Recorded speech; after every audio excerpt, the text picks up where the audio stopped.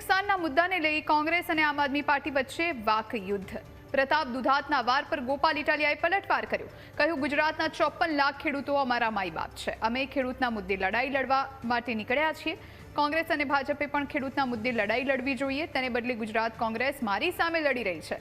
કોંગ્રેસને રઘવાયા થવાની જરૂર નથી, તેમ પણ ગોપાલ ઇટાલિયાએ કહ્યું।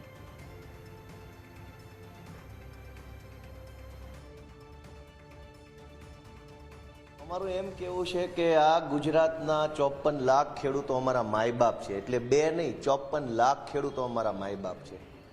આપના આખા ગુજરાતના ગામડે ગામડે જે ખેડૂતો અને ખેતમજૂરો છે એ અમારા બાપ છે। અમે એને નમન કરીએ છીએ અને અમે એમના દીકરા છીએ અને એમના માટે લડીએ છીએ। એ કહેવામાં અમને કાંઈ શરમ નથી। કોંગ્રેસવાળા ભલે કે આપને આપના બાપ, અમારા બાપ છે, આ ખેડૂતો અમારા બાપ છે અને અમને કહેવામાં ગર્વ થાય છે। અમને કોઈ શરમ નથી। અમારા બાપ છે, અમે એમના છોકરા છીએ અને અમે એમના માટે લડશું જે લડવું પડે। એમાં શું ખોટું છે? કોંગ્રેસવાળાના પેટમાં તેલ રેડાતો હોય તો હજુ વધુ રેડાય। અમે અમારા માય બાપ ખેડૂતો અને ખેત મજૂરો માટે લડતા